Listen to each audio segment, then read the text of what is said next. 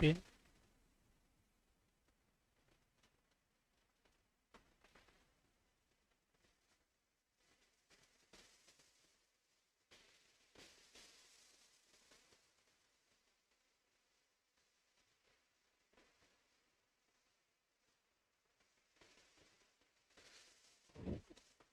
देखिए, हम लोग आज न्यूज़पेपर के डिस्कशन करते हैं।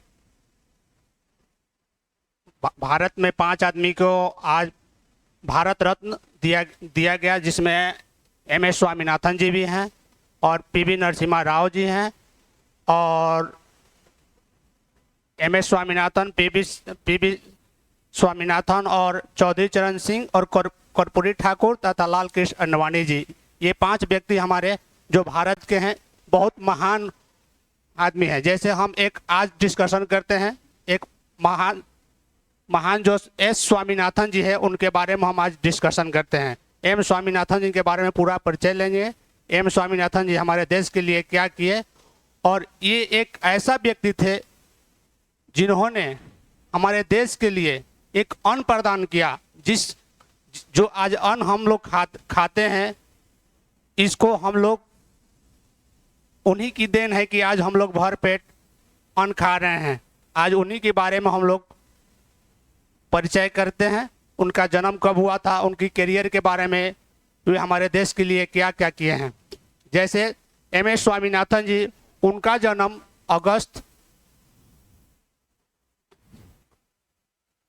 उनका जन्म 7 अगस्त 1925 ईस्वी को कोणम तमिलनाडु भारत में हुआ था।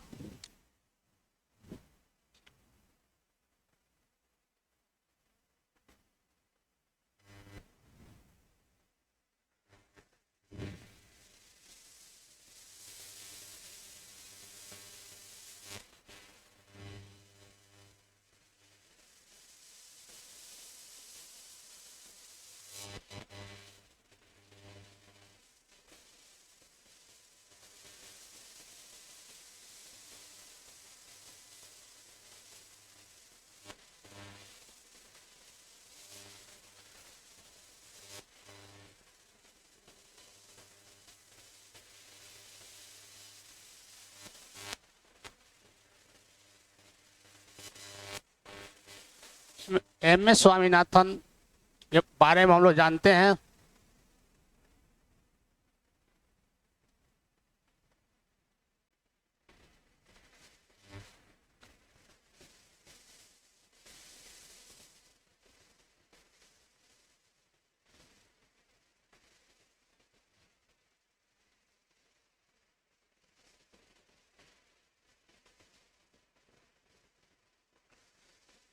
एम एस स्वामीनाथन जी के बारे में जानते हैं, इन्होंने क्या किया।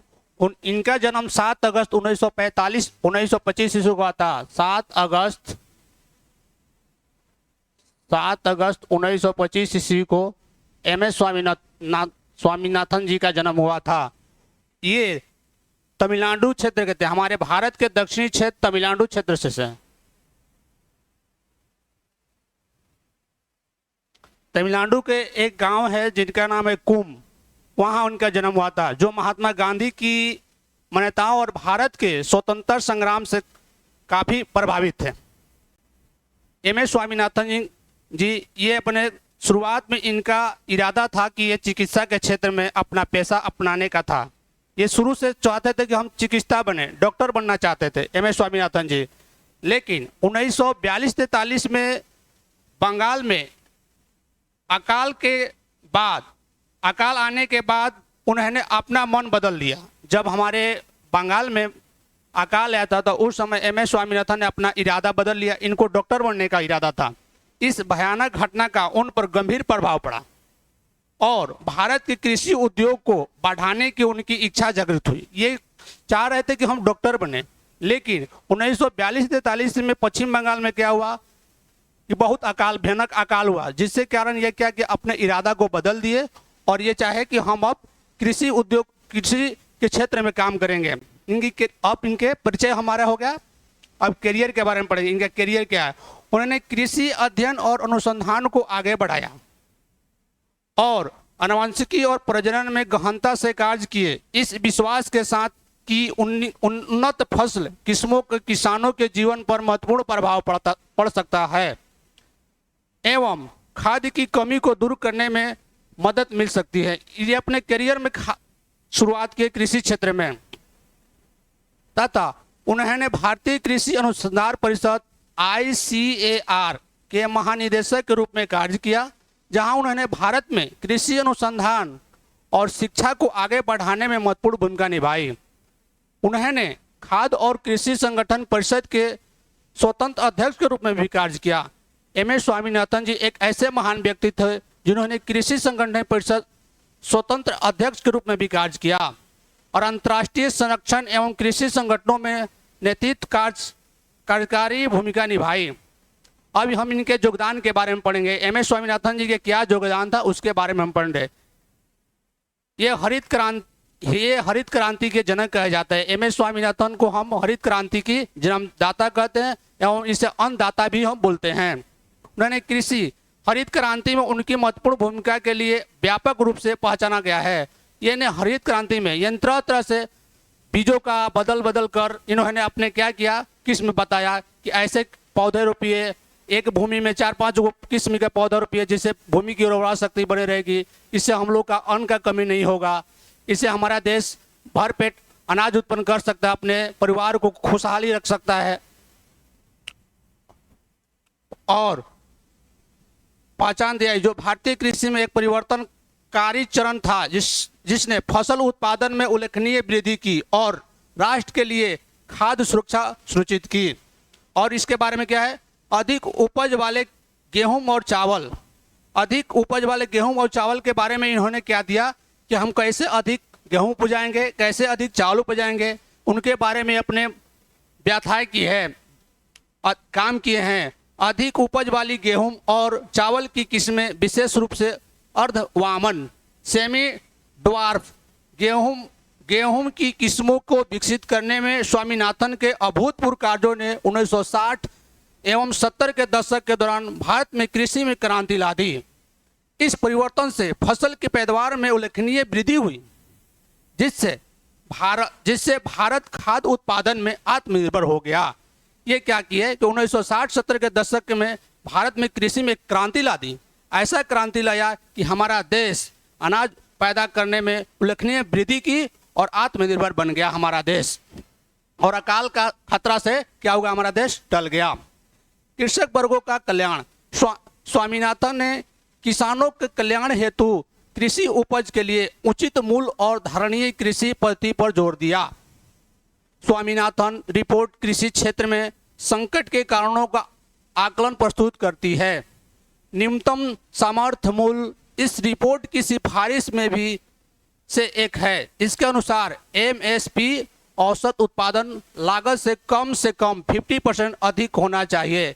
ये MS स्वामीनाथन जी का ही देन है कि जैसे हम कोई भी अनाज उपजाते हैं जिसमें 10 रुपया खर्च होता है तो हम उसे उचित मूल्य पर हमको सरकार ले, यानी 15-20 रुपया कम से कम ले, जिससे किसानों का फायदा हो। इसी के चलते जो किसान थे हमारे पंजाब हरियाणा के बिहार के जो किसान थे, इन्होंने क्या किया, जो सरकार नियम बना रही थी उस नियम के लिए विरोध भी किया था कि जो हम इन लोग अनाज उपजाता है, पैसा मेहनत करते हैं, ज़्यादा पैसा लगता है, फिर भी सरकार कम पैसा देती थी। जिसके चलते हमारे किसान, देश के किसानों ने हड़ताल किया था। आज MS स्वामीनाथन जी का ही देन है कि हम लोग आगे कृषि का उपज ज़्यादा करते हैं और उचित मूल्य पर सरकार हमारे फसलों को लेती है, अनाजों को लेती है। पौधे की किस्मों और किसानों के अधिकार का संरक्षण अधिनियम 2001, इसमें क्या बताए हैं, उन्होंने पौधों की किस्में और किसानों के अधिकार के संरक्षण अधिनियम 2001 को विकसित करने में प्रमुख भूमिका निभाई है। इनका अन्य योगदान क्या है, इन्होंने मन्नार की खाड़ी, समुद्री जीवमंडल, गोव MMB और समुद्र तल से नीचे धान की पारंपरिक खेती वाली केरल के कुटनाड को विश्व स्तर पर महत्वपूर्ण कृषि विरासत स्थल के रूप में मान्यता प्रदान करने के लिए जाना जाता है। इनको क्या किए कि मन्नार की खाड़ी जो तमिलनाडु है और श्रीलंका के जो नीचे पड़ता है उन्हीं के बीच में एक मन्नार की खाड़ी है, उसी में ये जीव मंडल और तरह तरह के धान की परंपरा वाली खेती को इन्होंने विकसित किया था। उन्होंने इस क्षेत्र की जैविक विविधता और पारिस्थितिकी के संरक्षण एवं संवर्धन में भी अहम योगदान दिया है।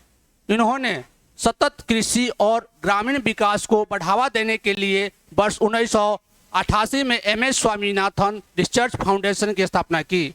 उन्होंने क्या किया, MS स्वामीनाथन ने उन्नत कृषि माने जो विकसित कृषि होता है उनको बढ़ावा देने के लिए ग्रामीण क्षेत्रों में 1988 में MS स्वामीनाथन रिसर्च फाउंडेशन की स्थापना की थी।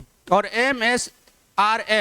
MSRF ग्रामीण समर्थक, महिला समर्थ और प्राकृतिक समर्थक दृष्टिकोण के साथ विश्व रूप से जनजातीय एवं ग्रामीण समुदाय पर ध्यान केंद्रित करता है। ये बहुत हमारे देश के लिए बहुत काम किए हैं और अभी इनके बारे में हम लोग पढ़ेंगे, इनको कौन कौन सा पुरस्कार दिया गया अभी तक। जैसे कृषि में उनके उत्कृष्ट योगदान के लिए उन्हें कई पुरस्कार और सराहनीय मिली है, जिसमें वर्ष 1987 में प्रथम विश्व खाद्य पुरस्कार विजेता के रूप में उन्हें सम्मानित किया गया। MS स्वामीनाथन जी को वर्ष 1987 में प्रथम विश्व खाद्य पुरस्कार विजेता के रूप में उन्हें सम्मानित किया था। कब? वे विश्व खाद्य, यानी ये केवल भारत में ही नहीं जाने जाते हैं, पूरा विश्व भर में जाते हैं और इसी के चलते इन्हें प्रथम विश्व खाद्य पुरस्कार विजेता के रूप में 1987 में पुरस्कार दिया गया। तथा इन्हें पद्मश्री यानी पद्मश्री भी इनको मिला है 1967 ईस्वी में और पद्म भूषण भी मिला है 1972 ईस्वी में और पद्म विभूषण भी मिला है 1989 ईस्वी से भी इनको सम्मानित किया गया। यानी इनको बहुत सा पुरस्कार मिला है। और रेमन मैग्सेसे पुरस्कार 1971 और अल्बर्ट आइंस्टीन विश्व विज्ञान पुरस्कार 1986 ईस्वी सहित विभिन्न अंतर्राष्ट्रीय सम्मानों से इनको सम्मानित किया गया। तथा हमारा देश MS स्वामीनाथन को 2024 में भारत का सर्वोच्च नागरिक सम्मान भारत रत्न से सम्मानित किया गया 2024 ईस्वी में। इसके साथ हम इनको योगदान के बारे में समाप्त करते हैं और 5-4 व्यक्ति बचे हुए हैं, उनके बारे में भी अगला नेक्स्ट टाइम में हम उनके बारे में पूरा जीवनी बता देंगे। MS स्वामीनाथन जी हो गए, उसके बाद कर्पूरी ठाकुर के बारे में, लाल कृष्ण अंडवाणी जी के बारे में एवं चौधरी चरण जी और एक है उनका नाम उनके बारे में भी हम पूरा डिटेल से बता देंगे नेक्स्ट डे। और इसको लाइक कीजिए, सब्सक्राइब कीजिएगा मेरे दोस्त। मेरा नाम मंतोष कुमार है, मैं पहला बार आज से स्टार्ट किया हूँ। आप लोग का धन्यवाद।